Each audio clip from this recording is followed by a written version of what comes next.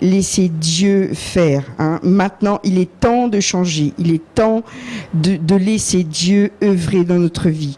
Et on avait vu que justement, il y avait des domaines dans notre vie où il y avait des terres inexploitées, des lieux que nous n'arrivions pas à faire produire, en fin de compte, à faire produire.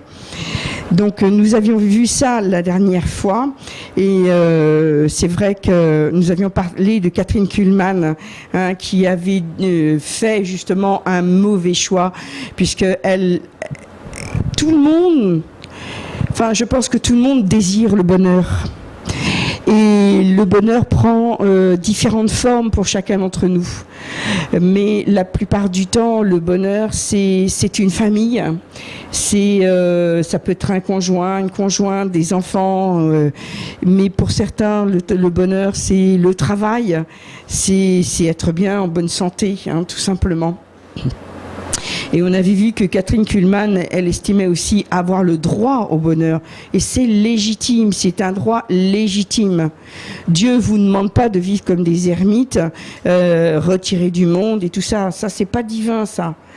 Mais il y a des domaines où Dieu vous demande vraiment d'être aligné sur son plan, en fin de compte, son plan parfait. Et Dieu peut vous donner ce que votre cœur désire. Mais quand on choisit de faire les choses par nous-mêmes, eh bien, bien des fois, nous sommes en dehors des plans de Dieu. Parce que là, nous agissons, en fin de compte, par la chair. Donc nous avions vu ce parallèle en fin de compte avec les 4 saisons. Et nous avions vu le temps du labourage. Hein, et donc c'était important de voir comment nous devions labourer les territoires que Dieu veut accéder. Hein. C'est pas évident de laisser des terrains être labourés par Dieu, parce que ça fait mal. Ça fait mal. Dieu veut peut-être que tu changes dans tes émotions, dans ton travail, dans ta relation avec les uns les autres. Dieu veut que tu changes et toi tu te dis c'est bien comme ça. Pourquoi j'en ferai plus? Pourquoi moi et pas les autres? J'avais bien aimé cette petite réflexion de Joyce Meyer elle disait à Dieu, mais Seigneur, quand même, pourquoi tu me demandes autant à moi et pas à mon mari, par exemple? Mon mari, il fait pire que moi et tu lui demandes même pas de changer dans ce domaine-là. Pourquoi à moi, tu me laisses aucune marge de manœuvre? Il y a des domaines où on voudrait bien être tranquille, pouvoir se poser et pas être obligé de faire certaines choses selon ce que le Seigneur nous demande. J'aimerais vraiment que le Saint-Esprit vous montre ces terres où vous devez vraiment le laisser vous travailler, le laisser vraiment vous dire quelle pierre vous devez enlever, comment vous devez désherber cette terre. Vous savez que pour le labourage, il faut préparer le terrain. C'est à vous de le préparer. C'est pas dire Dieu, tu fais dans ma vie. Non, c'est à vous de préparer le terrain. N'oubliez pas que nous sommes co-ouvriers avec Dieu. Eh bien, des fois, nous avons envie de dire, Dieu, ça suffit, laisse-moi tranquille, fous-moi la paix. Mais avec Dieu, c'est vrai on a vu ça, la loi du sacrifice. C'est vrai qu'il y a des sacrifices à faire. Mais dites-vous bien que les sacrifices que vous allez faire vont porter énormément de fruits. Donc, laissez-vous travailler par le Seigneur et vous verrez combien le Seigneur va vous toucher, va vraiment avoir un impact énorme sur votre vie. Donc nous avions vu ce verset dans Hébreux 12, versets 5 à 12. Je vais vous le relire parce qu'il me semble vraiment capital. Vous avez oublié le conseil que Dieu vous donne comme à des fils. Mon fils, quand le Seigneur te corrige, fais attention, ne te décourage pas quand il te fait des reproches. Si Dieu te fait des reproches, si Dieu te met le doigt là où ça fait mal, c'est qu'il veut que tu grandisses. Il veut que tu ne sois pas, que tu te laisses pas aller tes émotions, par exemple. Il veut que tu prennes courage. Il veut que tu t'élèves. N'oubliez pas, c'est Dieu qui vous élève. C'est Dieu qui veut le meilleur. Satan et ses sbires, là, ces esprits mauvais, eux, ils veulent vous tirer vers le bas. Ils veulent dire, ça va, écoute, t'as le droit de te reposer, t'as le droit de dormir un peu plus, t'as le droit de rester tranquille. Attends, tu prieras demain. C'est pas grave. Tu apprendras la parole demain. Le Seigneur, toi, il t'élève. Mais pour t'élever, ben souvent, il va te dire, mais non, arrête de faire ça. Et il va te le montrer encore et encore. Le Seigneur corrige celui qu'il aime. Il frappe tous ceux qu'il reconnaît comme ses fils. Ça paraît fort comme mot, frapper. Ah, qu'est-ce que c'est que ce Dieu-là? Ce Dieu d'amour, il va me corriger, il va me frapper. Non mais, c'est pas en ce Dieu que je crois, moi. Moi, je crois en un Dieu tout gentil, tout mimi. Dieu est juste, équitable. Il n'est pas gentil. Il est bon, mais il n'est pas gentil. Être gentil, c'est ne pas dire à ta sœur qu'elle est dans l'erreur. C'est ça, être gentil. Ne pas dire, écoute, arrête, t'es dans le péché, là, ça va pas. Dieu n'est pas gentil. Dieu est bon, Dieu est juste. Dieu veut le meilleur pour toi. Ça ne veut pas dire qu'il va prendre sa grande main, son énorme main, et puis il va te mettre la baffe monumentale qu'on devrait avoir. Non. C'est pas du tout ça. Dieu va te montrer petit à petit, il va te guider, il va te conseiller par le Saint-Esprit qui est avec nous. C'est pour être corrigé que vous souffrez. Dieu vous traite comme ses fils. Quel est le fils que le Père ne corrige pas? Si Dieu ne vous corrige pas comme tous ses enfants, vous êtes des enfants illégitimes. Dans une autre version, des bâtards, ce mot si fort. Vous n'êtes pas des vrais fils ou des vraies filles. Nous avons eu des pères sur cette terre, ils nous ont corrigés, nous les respections. Alors c'est sûr, nous devons obéir davantage à Dieu notre Père pour avoir la vie. C'est pour votre bien, je vous le répète encore et encore, c'est pour votre bien. D'ailleurs, on voit toute cette période où on a fait de l'enfant roi, il pouvait faire tout ce qu'il voulait. Qu'est-ce que ça a donné? Les enfants qui n'ont pas de cadre, il y a cette émission qui reprend la Super Nanny, là, où on voit tous ces enfants qui n'ont pas été corrigés dans le bon sens, pas éduqués. Et on voit ce que ça donne, c'est une catastrophe. Et ces enfants-là n'ont plus de repères, n'ont plus de cadre, et ils font n'importe quoi. Et c'est des enfants malheureux, et qui rendent leur entourage malheureux. Pourquoi? Parce que les parents eux-mêmes n'ont peut-être pas été éduqués ou n'ont pas voulu, ou ils se sont dit, eh bien on va le laisser tout faire, il va s'épanouir, c'était le mot. Oh là là, tous les psys ont sorti ça. Il faut le laisser s'épanouir, ce pauvre petit, il ne faut pas le traumatiser. Il y a une juste limite entre corriger ton enfant tous les 5 minutes, le frapper pratiquement à mort, et puis l'empêcher de faire le mal. N'oubliez pas que le mal est attaché à l'enfant selon la parole de Dieu. Donc il faut le corriger, pas dans le sens de le battre à mort, bien sûr. Et c'est vrai, sur le moment, une correction ne fait pas plaisir, elle donne de la tristesse. Si Dieu te corrige, si Dieu te reprend, si Dieu te montre sa voie et que toi, tu ne veux pas le suivre, évidemment, tu ne seras pas contente, tu ne seras pas content. Hein? Ça ne te plaira pas. Mais dites-vous bien que Dieu veut que vous vraiment vous alliez dans son chemin étroit et resserré. Et c'est là que vous découvrirez le vrai bonheur. Le vrai bonheur. Amen. C'est pourquoi redressez-vous, bras fatigués, et rendez plus forts vos genoux tremblants. Amen, amen. Donc nous avions vu ces passages et nous avions, il me semble, entamé qu'est-ce que la saison des semailles. Alors quand nous avions bien préparé la terre, eh bien nous pouvons à ce moment-là semer, et semer de bonnes choses. Et c'est là où nous apprenons à faire la volonté de Dieu.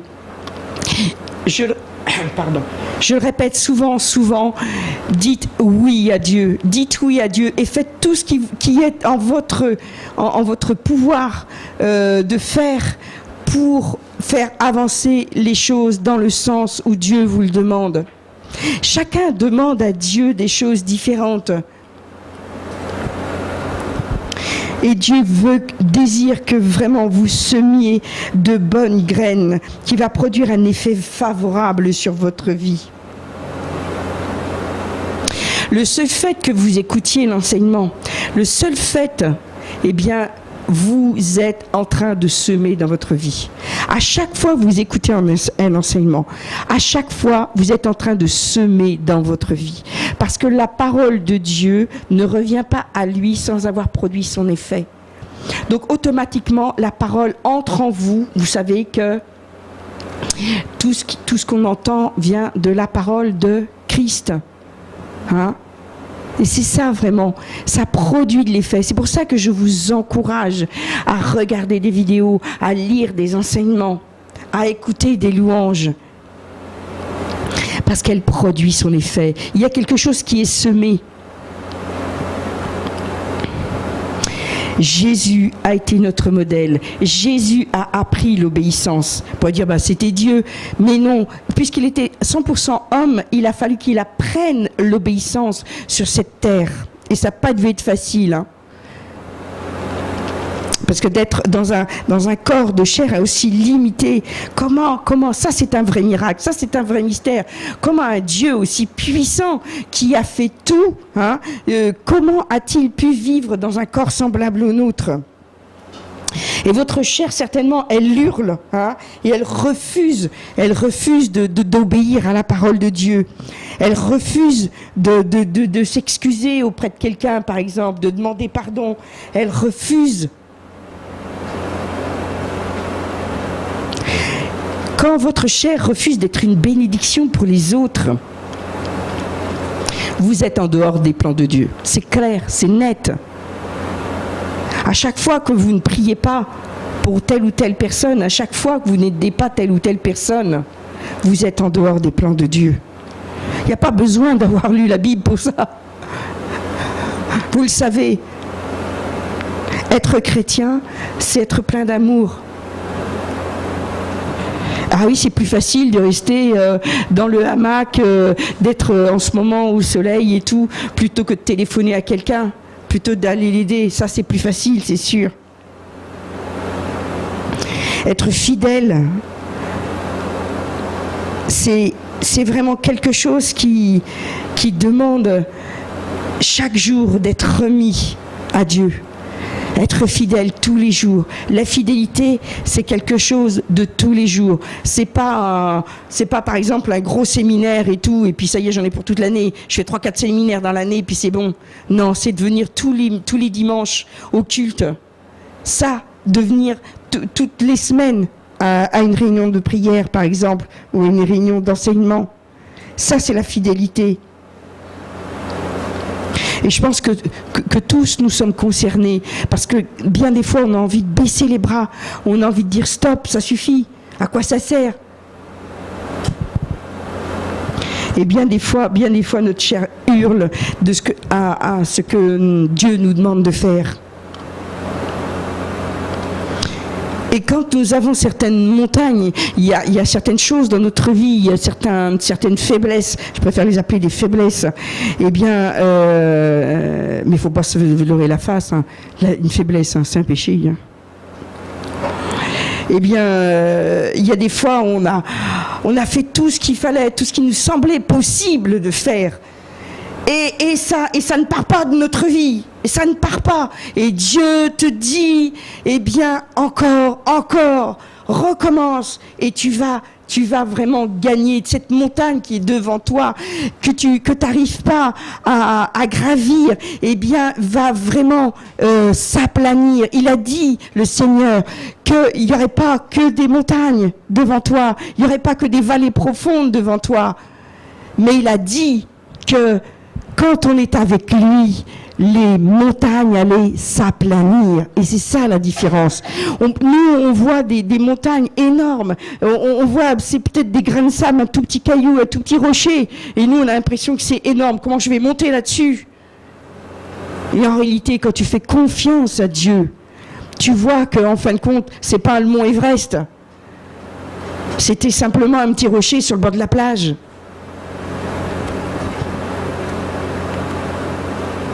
Dieu te dit grandis. Je vous assure, Dieu vous dit grandis. Remets-toi en moi et avance. Avance encore. On a été assez longtemps au biberon. Arrêtons. On a été assez longtemps au petit pot. Arrêtons. On doit vraiment être des mamans et des papas spirituels.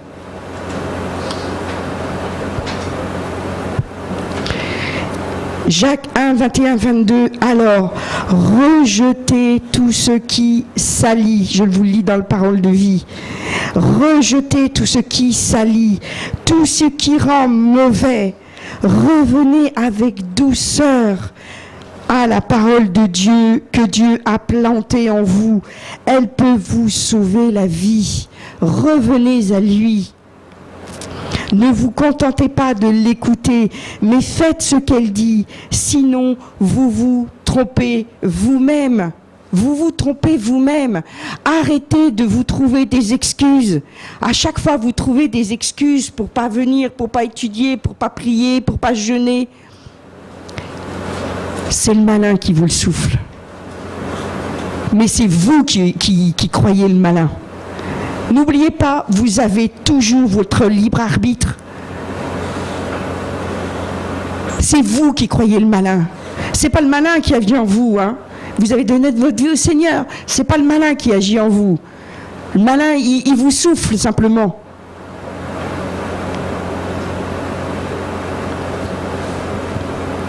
Faites ce que dit Dieu. Faites-le. Ne vous trompez pas vous-même. La parole, c'est pour ça que j'insiste toujours sur la parole de Dieu. La parole a de la puissance, c'est écrit dans ce verset. Elle a de la puissance pour sauver vos âmes. Je parle bien de l'âme, je parle pas de nous sauver, je parle pas du salut. Sauver l'âme, c'est-à-dire le siège de nos sentiments, le siège de notre intellect, hein, le siège de nos, de notre volonté. J'ai oublié le troisième. C'est là votre âme. Votre âme a besoin d'être renouvelée. Votre âme a besoin de grandir. Il ne faut pas qu'elle reste un petit gamin, une petite gamine, votre âme, en disant « c'est pas juste !» Non. Votre âme doit dire « Oui, Seigneur, je veux faire ta volonté. Oui, je veux obéir à ta parole. Je veux me prier chaque matin et vraiment entrer dans ta présence. » Qu'est-ce que Jésus a fait? Moi, je trouve ce passage tellement merveilleux, le lavement des pieds. Waouh! Dans Jean 13, verset 3 à 16. Jean 13, verset 3 à 16. Qu'a-t-il fait? Jésus, qui sait que le Père a tout remis entre ses mains, qu'il est sorti de Dieu, qu'il s'en va à Dieu. Jésus savait cela. Se lève de table, se défait de ses vêtements et prend un linge qu'il attache comme un tablier. Mais Jésus, arrête! Jésus est notre modèle. Qu'est-ce que cela signifie? Jésus qui était notre Dieu, qui est toujours notre Dieu, mais qui était notre Dieu sur terre, il a fait ça. Lui qui aurait dû être servi comme un prince, comme un grand roi qu'il est. Nous, bien souvent, on ne sert pas les autres comme ça. On ne dit pas, bon, voilà, allez, je me mets à la tâche. Je vais mettre mon tablier. Je vais défaire, autrement dit, mes vêtements, mes beaux atours. J'ai ma robe du dimanche, attends, je ne vais pas balayer par terre, je ne vais pas faire du jardinage. Ben non, enlève tes beaux vêtements. Et mets-toi à la tâche. il se lève, il verse de l'eau dans une cuvette, et on peut dire, s'il vous plaît, donnez-moi une cuvette, s'il vous plaît, un petit linge, s'il vous plaît. Non, il va prendre la cuvette, il va faire ce qu'il faut faire. Et ils se mettent à laver les pieds des disciples et les essuyer avec le linge que lui servait de tablier. Seigneur. Il vient donc à Simon-Pierre. Et Simon-Pierre, mais il ne comprend pas ce qu'il fait. Toi, quoi? Seigneur, tu me laves les pieds? Jésus lui répondit, ce que moi je suis en train de faire, toi, tu ne le sais pas maintenant. Ben oui, il ne comprend pas. Comment on pourrait comprendre ça? Tu le sauras après. Pierre lui dit, non, tu ne me laveras jamais les pieds. Jésus lui répondit, si je ne te lave pas, tu n'as pas de part avec moi. Jésus, nous les petits Christ, nous devons le faire pour que les autres ont une part au royaume de Dieu. Servir, c'est la première des choses. Mais laver les pieds, c'est vraiment quelque chose de terrible. Pour l'avoir exercé quelquefois, c'est spirituel, bien sûr, mais le faire concrètement, ça montre toute la dimension de ce que Jésus a pu faire ce jour-là. Et je vous assure que je n'ai pas forcément lavé les pieds propres. Hein. Et d'ailleurs, en ce temps-là, ce n'était pas des pieds propres qu'il lavait. C'était de laver les pieds, c'était un honneur. Quand on rentrait dans une maison, comme ils étaient tous en sandales et tout, et que là, il y avait beaucoup de poussière, eh bien les pieds, c'était plutôt cracra, hein. Et c'était un honneur d'apporter une bassine pour se laver les mains et laver les pieds. C'était un honneur. Et nous, bien souvent, on ne fait pas l'honneur à nos frères et sœurs. Mais ça va plus que ça, parce que Jésus le dit, tu n'auras pas de part avec moi. Donc nous devons le faire aussi, évidemment spirituellement. Hein. Nous devons le faire aux autres, servir les autres.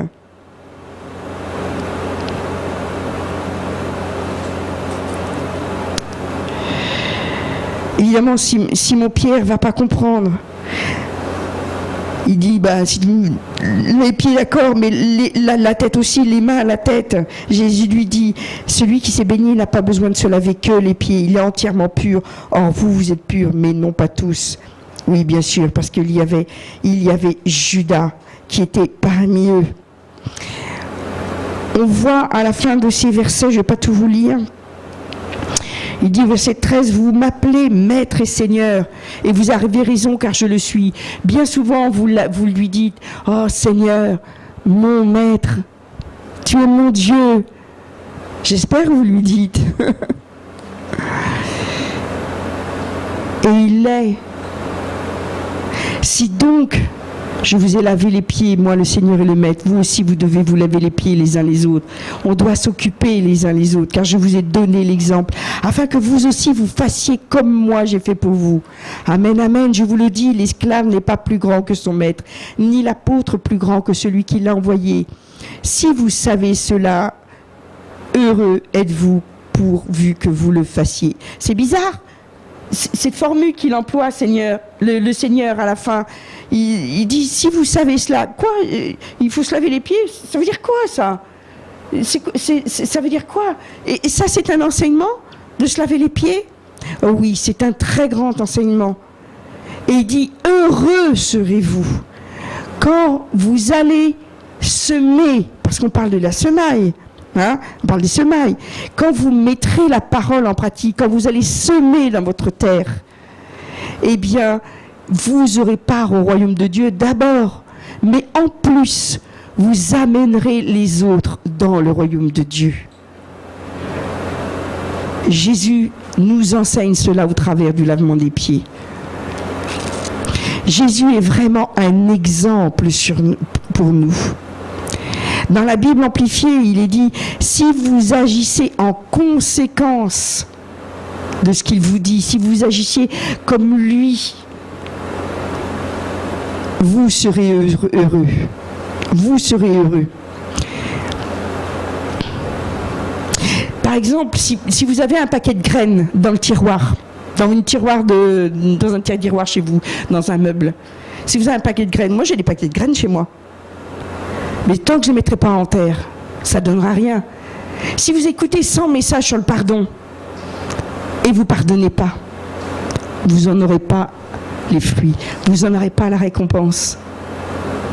Si vous entendez 100 messages sur n'importe quel sujet, sur l'obéissance, sur l'amour, mais vous ne le mettez pas en pratique, vous ne serez pas plus heureux pour cela. Ce qui vous rendra vraiment heureux, c'est d'obéir. Donc c'est de semer, c'est de vraiment faire ce qu'il faut, d'obéir à la parole de Dieu. Ceux qui mettent en pratique la parole auront les vraies bénédictions de Dieu. Nous voyons dans Matthieu 7, versets 21-24. Matthieu 7, versets 21-24. Ce ne sont pas ceux qui me disent « Seigneur, Seigneur » qui entreront dans le royaume de Dieu, mais celui-là seul qui fait la volonté de mon Père qui est dans les cieux. Quand on parle du royaume de Dieu, on parle du royaume sur terre. Hein, c'est bien clair, hein. On ne parle pas de salut ici. Si tu obéis à la parole de Dieu, si tu la mets en pratique jour après jour, tu seras heureux. Beaucoup me diront ce jour-là, Seigneur, Seigneur, n'est-ce pas en ton nom que nous avons parlé en prophète? Par ton nom, nous avons chassé des démons. Par ton nom, nous avons fait beaucoup de miracles. Alors je leur déclarerai, je ne vous ai jamais connu. Éloignez-vous de moi, vous qui faites le mal. Ainsi, quiconque entend de moi ces paroles et les met en pratique sera comme un homme avisé qui a construit sa maison sur le roc.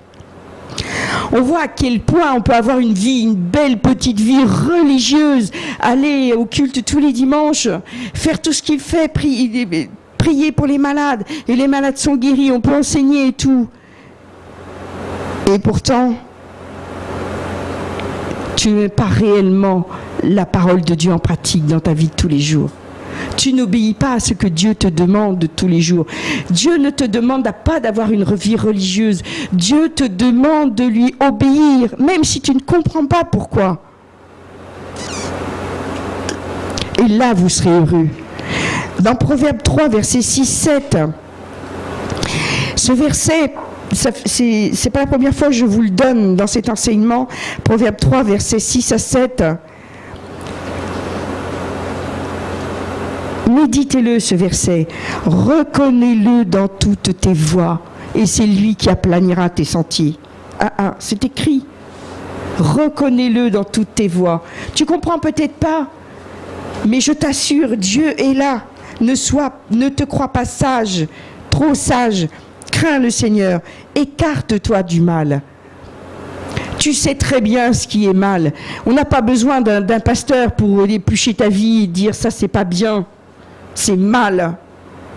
Tu le sais, puisque en nous, il y a le bien et le mal, la notion du bien et de mal. Et par le Saint-Esprit, nous l'avons.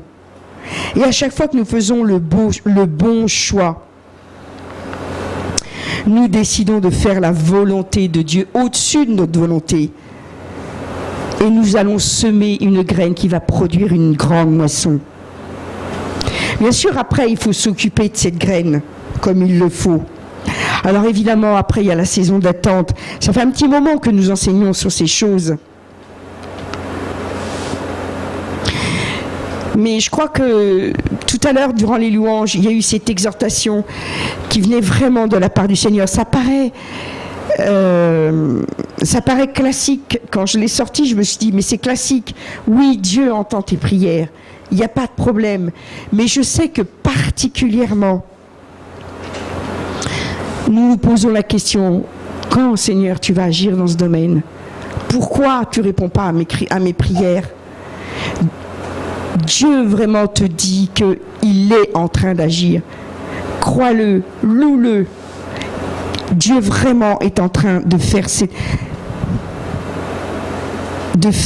qu'il doit faire. Tu es dans une saison d'attente.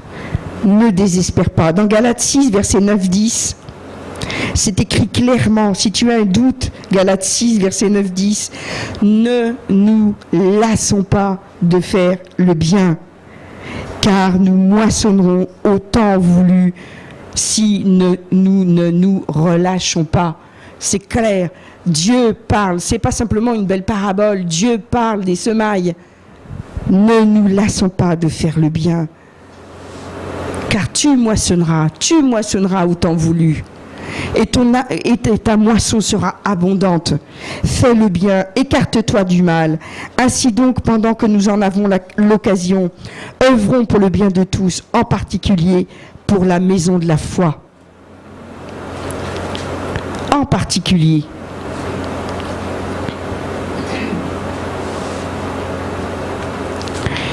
Pendant la saison d'attente, Dieu s'occupe de toi.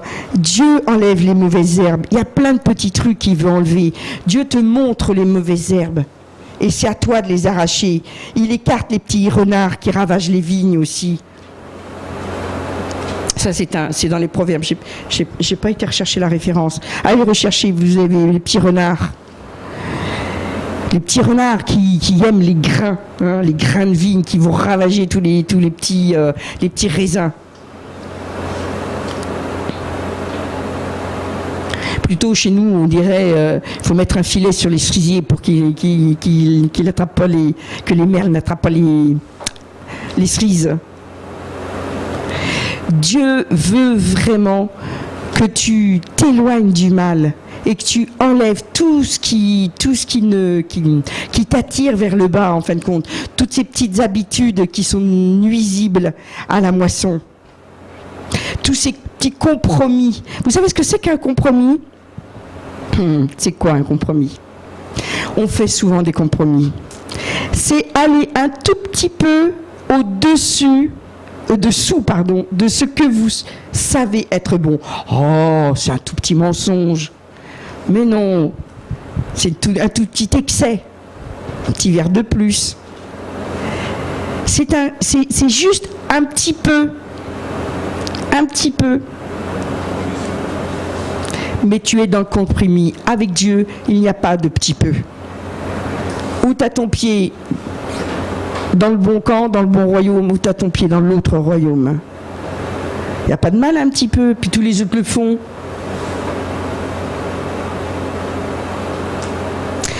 Les petits peu sont à bannir de ta vie, les compromis sont à bannir de ta vie.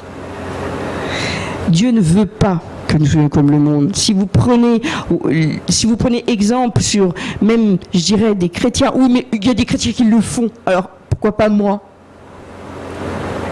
Prenez exemple sur Jésus.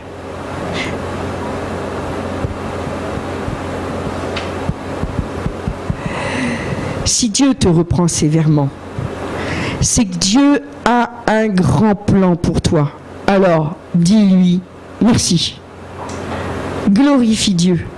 Si Dieu te reprend, écoutez bien, je vais répéter, si Dieu te reprend sévèrement, si Dieu est tout le temps en train de te dire, fais pas ci, fais pas ça, fais ça pour moi, fais ça pour moi, s'il est tout le temps en train de te reprendre, dis-toi bien que Dieu a un grand plan pour toi. Si Satan est toujours en train de te tenter dans tous les sens, si il est toujours en train de te tirailler, s'il est en train de toujours te montrer la photocopie de ce que tu as fait d'avant, c'est que Dieu a un grand plan pour toi. Ça, je peux te le dire. C'est une réalité. Si tu ne vois pas dans ta vie que ça avance, si tu vois ça stagne, et malgré que tu essayes de faire tout ce que tu peux pour Dieu, que tu n'arrives pas à te débarrasser de cette saleté qui te colle à la main, là, dis-toi bien que Dieu a un grand plan pour toi. Un plan merveilleux pour toi. Dieu vous dit peut-être, tu m'as demandé beaucoup de choses. Oh, Dieu, donne-moi tout, remplis-moi. Je veux tout de toi, je veux t'obéir. Combien de fois on l'a dit? Combien de fois moi je l'ai dit? Dans les louanges. Combien de fois on l'a chanté? Ah, plus de toi, Seigneur. Mais Dieu t'a entendu, hein? Ah non, Seigneur, plus jamais. Ma vie est entièrement à toi. Dieu t'a entendu. Mais le veux-tu vraiment? Ça, c'est une parole que mon cher et tendre connaît bien. Le veux-tu vraiment?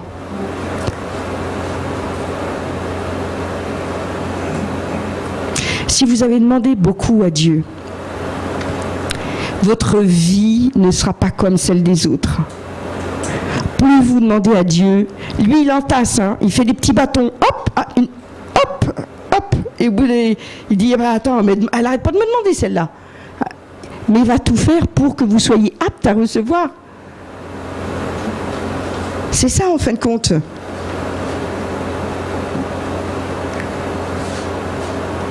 Pourquoi il demande plus aux serviteurs de Dieu?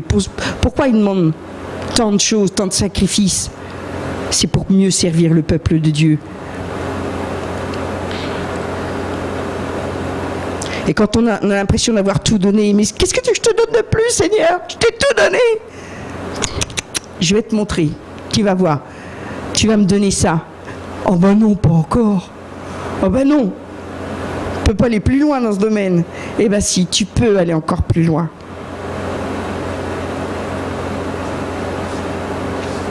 C'est entre toi et Dieu. En conclusion de cette série,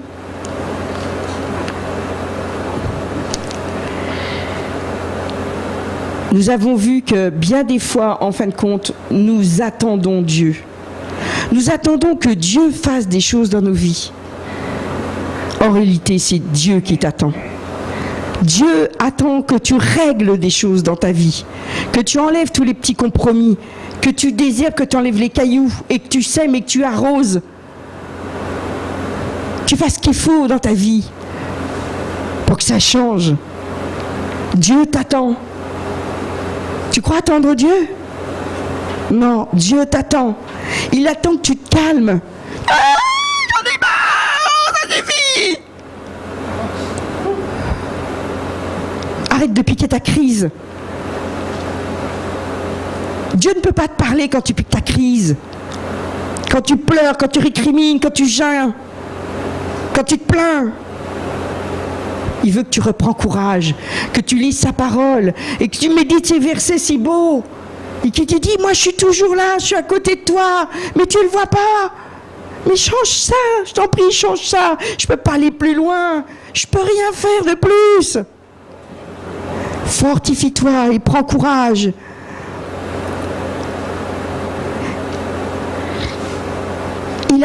Il attend que nous témoignions par nos actions.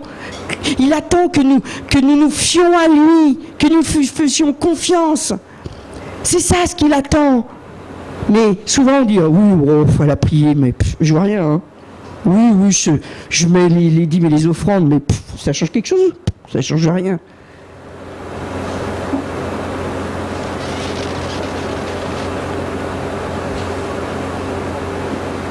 Dieu t'attend. Bien souvent, on se dit, ah oui, je vais avoir confiance en Dieu et tout ça. Mais dans le concret, en réalité, on s'inquiète tout le temps. On s'inquiète de ci, on s'inquiète de ça. C'est incroyable comment on s'inquiète. On est angoissé. Dès que vous êtes angoissé, vous ne vous confiez pas en lui. Hein. Oui, c'est sûr que ça peut être stressant quand on voit le compte en banque qui est à moins, encore moins, et puis qu'on a le coup de téléphone de la banque. Oui, ça peut être stressant. C'est sûr. Mais comment que ça se fait que tu es dans le rouge? Comment ça se fait?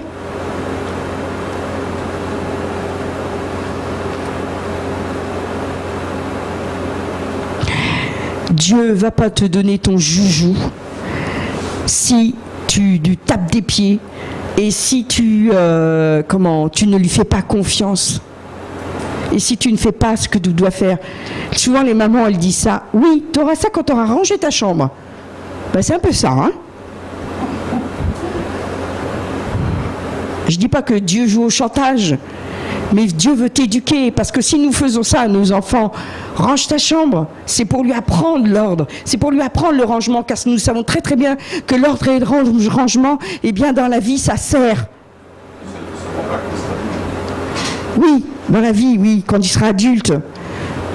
Si nous n'apprenons pas les choses de base à nos enfants, eh bien ils n'arriveront jamais à travailler. Oui, on voudrait faire farnienter tout le temps. Arrêtons d'être des enfants gâtés. Arrêtons. Nous avons besoin du labourage. Laissez-vous labourer par Dieu. Nous avons besoin d'être ensemencés par la parole de Dieu. Nous avons besoin des moments d'attente. Et nous avons besoin, quand nous voyons la moisson, de ramasser cette moisson. Hein, c'est pas de regarder, oh, le champ est bien mûr, super. C'est pas comme ça qu'on va pouvoir engranger le blé et tout ça. Non, ça c'est pas possible. Profitez de la moisson. La moisson, c'est le temps des réjouissances, c'est le temps de maturité, c'est le temps où vraiment nous allons faire profiter aux autres. Parce que vous ne ramassez pas une moisson pour vous-même, vous ramassez pour les autres. Dieu vous aime et il a un plan pour votre vie. Vous n'êtes pas obligé de vivre sous le jugement aujourd'hui. Non, sous la condamnation. Vous pouvez changer tout ça. Dieu veut que vous jouissiez de la vie. Croyez-moi, Dieu veut que vous jouissiez pleinement de la vie.